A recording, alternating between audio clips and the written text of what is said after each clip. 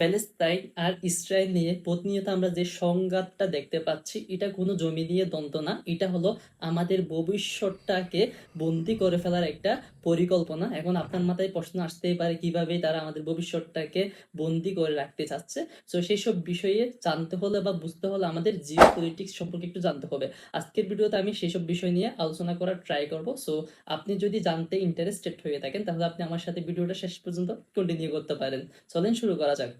আজকের ভিডিওতে আমরা যেহেতু ফিলিস্তিন ইস্যু নিয়ে কথা বলবো, সো আমাদের একটু ফিলিস্তিনের ইতিহাসটা একটু জেনে আসতে হবে। সো আমি সংক্ষিপ্ত করে আপনাদেরকে একটু ফিলিস্তিনের ইতিহাসটা ব্যাখ্যা করতেছি। হাজার বছরের পুরানো শহর জেরুজালেম, যেটা হলো ইহুদি, মুসলমান এবং খ্রিস্টান এই তিনটা জাতির জন্যই খুবই পবিত্র একটা শহর। প্রথম বিশ্বযুদ্ধের পরেই ব্রিটিশ ম্যান্ডেট শুরু হয়, যেটা 1917 সাল থেকে 1948 সাল পর্যন্ত ছিল। আর এই 1948 সালে হঠাৎ করে ইসরায়েল প্রতিষ্ঠিত হয় এবং অনেক ফিলিস্তিনিদেরকে তাদের ঘরছাড়া করা হয়। লক্ষ লক্ষ মুসলমান তখন তাদের নিজ ভূমি ত্যাগ করেছিল। তখন জাতিসংঘ এই প্যালেস্তাইনকে দুই ভাগে ভাগ করার জন্য নির্দেশ দিছিল, যে ইসরায়েল আর ফিলিস্তিনের মধ্যে যাতে একটা সামঞ্জস্য বজায় থাকে বা তারা একটা মোটামুটি কথা বলে একটা ভাগ করার সিদ্ধান্ত দিছিল, কিন্তু সেটা বাস্তবে তার কোনো এক্সিকিউশন আমরা দেখতে পাইনি।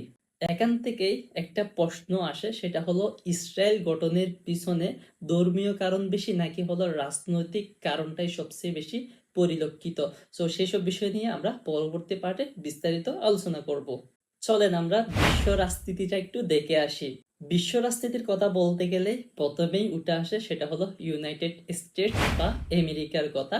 সো আমেরিকার ক্ষেত্রে আপনি দেখতে পাবেন তারা হলো ইসরায়েলকে প্রতিনিয়ত সহযোগিতা করে যাচ্ছে, যদিও রিসেন্টলি তারা আবার প্যালেস্তাইনের পক্ষ নিচ্ছে, কিন্তু বাস্তবিক ক্ষেত্রে দেখা যায় যে তারা ইসরায়েলকে প্রতিনিয়ত নানাভাবে সহযোগিতা করে যাচ্ছে, যার কারণে কয়েকদিন আগে আপনারা ইরান নিয়ে একটা ঝামেলা সৃষ্টি হয়েছিল, সেটা আপনারা ভালো মতোই দেখছেন বা প্রতিনিয়ত নিউজ মিডিয়া তো দেখতেই পাচ্ছেন। সো একেদের গডফাদার বলতে গেলে শুরুতেই উঠে আসে সেটা হলো আমেরিকার কথা বা ইউএসএ এর কথা। এখন আপনার মাথায় প্রশ্ন আসতেই পারে, আমেরিকা কেন শুধু শুধু তাদেরকে বা ইসরায়েলকে এত সহযোগিতা করতে যাচ্ছে? সো এটার মূল কারণ হলো, প্রথমত হলো ধর্মীয় দিক দিয়ে, মানে ইহুদিদের একটা তারা ইহুদিরা তো ইহুদিদেরকে হেল্প করবে, সো সেদিক দিয়ে একটা আছে পয়েন্ট। দ্বিতীয় পয়েন্ট যেটা, সেটা হলো বিশ্ব রাজনীতি। বিশ্ব রাজনীতিতে আমেরিকা চাচ্ছে হলো পুরা ওয়ার্ল্ডটাকে নিয়ন্ত্রণ করার জন্য, আর সেটার আরেকটা মাধ্যম হলো ইসরায়েল। ইসরায়েলকে তারা টার্ম কার্ড হিসাবে ইউজ করতেছে।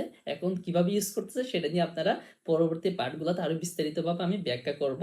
সো এতটুকু মাথায় রাখেন যে আমেরিকা নিশ্চয়ই তাদের লাভ আছে বলেই সে ইসরায়েলকে সহযোগিতা করতেছে। দ্বিতীয় নম্বরে যে দেশটার কথা উঠে আসে সেটা হলো ইউরোপের কথা। ইউরোপিয়ান দেশগুলো কিন্তু ইসরায়েলকে প্রতিনিয়ত সাপোর্ট দিয়ে যাচ্ছে, যার কারণে ইসরায়েল এতদিন ধরে রাজত্ব করে যাচ্ছে বা এতদিন ধরে তারা সংগ্রাম করতে পারতেছে। সো এখন এই ইউরোপিয়ান কান্ট্রিগুলা বা দেশগুলা ইসরায়েলকে সহযোগিতা করার মূল কারণটা হলো তারা হলো আরব বিশ্বটাকে নিয়ন্ত্রণ করতে চাচ্ছে। এবং সেসব বিষয় নিয়ে আমরা নেক্সট পার্টের মধ্যে আলোচনা করব। এরপরে আপনি বড় গেম যেটা দেখতে পাবেন সেটা হলো রাশিয়া আর চাইনাকে নিয়ে।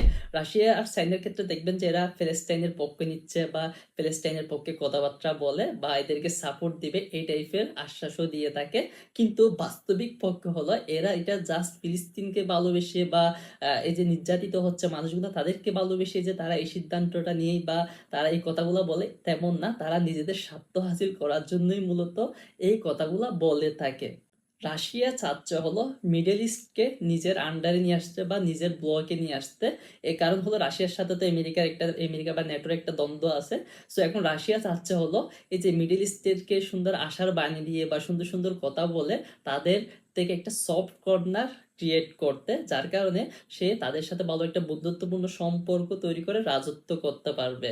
আর ঠিক সেম ভাবে চীনও সেম সেম জিনিসটাই চাচ্ছে, তারও চাচ্ছে যে মুসলমানদের সাথে ভালো একটা সম্পর্ক তৈরি করে এই যে আরব আরব যেসব দেশগুলো আছে তাদেরকে তো তেলের খনি বা গ্যাসের খনি বলা যায়। সো এইসব সেক্টরে তারা বিভিন্ন ধরনের অবদান রাখতে বা বিভিন্ন প্রজেক্ট তৈরির মাধ্যমে নিজেদেরকে আরো সমৃদ্ধশালী করতে। সো এখানে আসলে প্রত্যেকেই নিজের লাভের জন্যই মূলত এই কাজগুলো করে থাকে। সো জিওপলিটিক্স এর আসলে মূল থিমটাই হলো এটা। এখানে কেউ কাউকে আসলে নিজের প্রয়োজন ছাড়া বা নিজের লাভ ছাড়া কেউ কাউকে উপকার করতে যায় না। তারপর আমরা আমাদের আরব লিডারদেরকে যদি একটু দেখি, তারা দেখবেন যে তারা এদিকে আমাদের মুসলমানদেরকে মুসলমানের ব্যয় হিসাবেও কথাবার্তা বলতেছে, বা বিভিন্ন সোশ্যাল মিডিয়াতে কথাবার্তা বলে যে এটা ভালো হচ্ছে না, এটা অন্যায় হচ্ছে, তাদের উপর নির্যাতন করা হচ্ছে। কিন্তু ভেতরে ভেতরে তারা টিকেই এই যে ইউরোপিয়ান কান্ট্রিগুলা ইসরায়েলের সাথে তারা একটা ভালো একটা বন্ধুত্বপূর্ণ সম্পর্ক বজায় রাখতেছে। সেটার প্রমাণ আমি আমার একটা ভিডিও মেক করছি পূর্বে গালফ পলিটিক্স নিয়ে বা আরব রাজনীতি নিয়ে, আপনারা চাইলে ওই ভিডিওটা দেখে আসতে পারেন। ওখানের মধ্যে আমি মোটামুটি ব্যাখ্যা করছি তারা কিভাবে নিজেদের স্বার্থ হাসিল করার জন্য একজন আরেকজনের সাথে দ্বন্দ্বে লিপ্ত, যে দ্বন্দ্বে লিপ্ততার কারণেই মূলত মুসলমানদের ঐক্যতা নষ্ট হয়ে গেছে, যার কারণেই আজকে আমরা পৃথিবীর মধ্যে এই সমস্যাটা দেখতে পাচ্ছি বা মুসলমানদেরকে নির্যাতিত অবস্থায় দেখতে পাচ্ছি। চলেন আমরা এবার ইসরায়েল ফিলিস্তিন ইস্যুর যে আসল গেমটা আছে সেটা একটু এক্সপ্লেন করার ট্রাই করি। প্রথমত হলো মিডল ইস্ট দেশগুলা তেল এবং গ্যাসের হটস্পট। সো এইসব দেশগুলাকে, যেসব দেশগুলা কন্ট্রোল করতে পারবে, তারাই ভবিষ্যৎ অর্থনীতিতে নিজেদের অনেক বেশি প্রভাব বিস্তার করতে পারবে। এখন এই মিডল ইস্টের মধ্যে প্রভাব বিস্তার করতে হলে আপনার হাতে দুইটা অপশন, হয় তাদের সাথে ভালো সম্পর্ক রাখতে হবে, না হয় তাদের মধ্যে বিচ্ছেদ ঘটিয়ে, তাদের মধ্যে প্রতিনিয়ত বিভিন্ন দ্বন্দ্ব সৃষ্টি করে, তাদের মধ্যে ভেদাভেদ সৃষ্টি করে ফেলতে হবে। সো এখানে যে সেকেন্ড অপশনটা আছে সেটাই বেছে নিয়েছে ইউরোপিয়ানরা। তারা আমাদেরকে উপর দিয়ে বলে শান্তির বার্তা দেয়, বিভিন্ন কিছু শান্তি চাই শান্তি চাই, কিন্তু তারা নিজেরাই আসলে পুরা পৃথিবীটাকে অশান্ত রেখে নিজেদের প্রভাব বিস্তার করতে যাচ্ছে। যার প্রমাণ হলো ইসরায়েল দেশটা। এই ইসরায়েল দেশটাকে ইউরোপিয়ানরা বা ইহুদিরা প্রতিনিয়ত সহযোগিতার মাধ্যমে তাদেরকে অনেক বেশি শক্তিশালী করে তুলতেছে।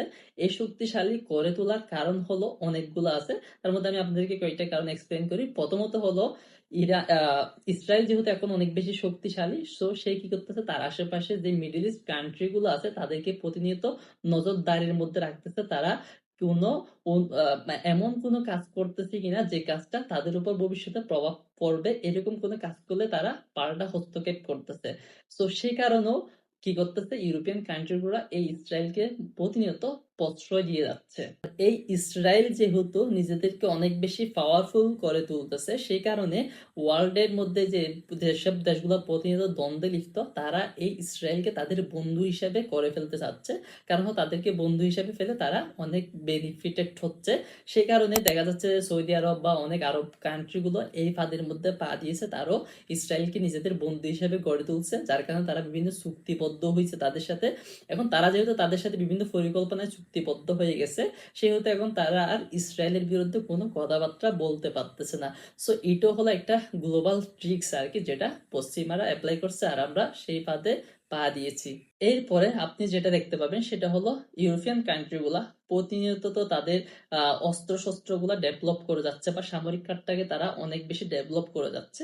সো এগুলা প্র্যাকটিস করতেছে হলো এই ইসরায়েলের মাধ্যমে। তারা ইসরায়েলকে এইসব অস্ত্র শস্ত্রগুলা দিচ্ছে যেগুলো ইসরায়েল ফিলিস্তিনিদের উপর অ্যাপ্লাই করে নিজেদের সামরিক খাতটাকে অনেক বেশি শক্তিশালী হিসেবে পৃথিবীর মাঝে প্রমাণ করতেছে। সো এটাও একটা অন্যতম একটা কারণ জিওপলিটিক্স এর, যে মানে এই যে ইউরোপিয়ান কান্ট্রি যেগুলো আছে, আমেরিকা বা ইউরোপিয়ান যেসব দেশগুলো আছে, তারা সুবিধা ভোগ করার জন্য অন্যতম একটা মাধ্যম হিসেবে নিয়েছে এই ইসরায়েলকে। এখন ইসরায়েল যখন পৃথিবীর মধ্যে তাদের অস্ত্রগুলোকে এক্সপেরিমেন্ট করে দেখাচ্ছে, তখন তাদের বেচা কেনাটা অনেক বেশি বেড়ে যাচ্ছে, যার কারণে আপনি দেখবেন যে তারা সামরিক খাতে অনেক বেশি সেল করতে পারতেছে, বিভিন্ন দেশ তাদের কাছ থেকে অস্ত্র নিচ্ছে। এখন আপনার মাথায় প্রশ্ন আসতেই পারে, তাইলে ভবিষ্যতে কি কি হতে পারে এই ইস্যুটাকে নিয়ে, নাকি এরকম চলতেই থাকবে? সো এর কয়েকটা কারণ দেখতে পাই আমরা। প্রথমত হলো, ভবিষ্যতে আসলে এর কোনো সলিউশন দেখা যাচ্ছে না। যদিও বর্তমানে যেরকম দেখতেছেন উপরে মানবিকতার কথা বলতেছে, কিন্তু ভিতরে ভিতরে তারা তাদের গোপন কাজগুলা চালিয়ে যাচ্ছে। সো বর্তমান সিচুয়েশনটার মতো হতে পারে, এরকম চলতেই থাকতে পারে। অথবা দ্বিতীয় ধাপে আমরা যেটা দেখতে পাই সেটা হলো যে যেরকম চীন রাশিয়া ফিলিস্তিনের পক্ষ নিচ্ছে, তো সেটা যদি আরো দৃঢ়ভাবে নেয়, বা ইউরোপিয়ান কান্ট্রিগুলো যেভাবে এখন এই ফিলিস্তিনের পক্ষ নিয়ে কথাবার্তা বলতেছে, এটা যদি আরো দৃঢ়ভাবে বলে, তাইলে হয়তো বা কোনো একটা চুক্তির মাধ্যমে সমাধান হলেও হতে পারে। কিন্তু আসলে বাস্তবিক পক্ষে এর কোনো সলিউশন দেখা যাচ্ছে না। কারণ হলো মিডল ইস্ট দেশগুলো তাদের নিজেদের স্বার্থ হাসিল করার জন্য তারা কোনো কথাবার্তা বলতেছে না বা কোনো প্রেসার ক্রিয়েট করতেছে না। তো সেই হিসাবে এর সলিউশনটা সহজ না, অনেক কঠিন। আপনার কি মনে হয় আপনি কমেন্ট বক্সে জানাতে পারেন।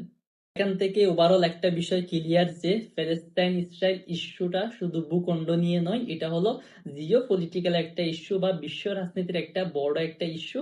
সেটা নিয়ে আমি ব্যাখ্যা করছি, আপনারা আশা করি এখন বুঝতে পারছেন। আমি যদিও তেমন ডিটেলস এক্সপ্লেন করি নাই, আপনারা যদি ডিটেলস এক্সপ্লেনেশন চান বা ডিটেলস ভিডিও চান তাহলে আমাকে কমেন্টে জানিয়ে আমি পরবর্তী ভিডিওগুলো আরো ডিটেলসে ব্যাখ্যা করার ট্রাই করব।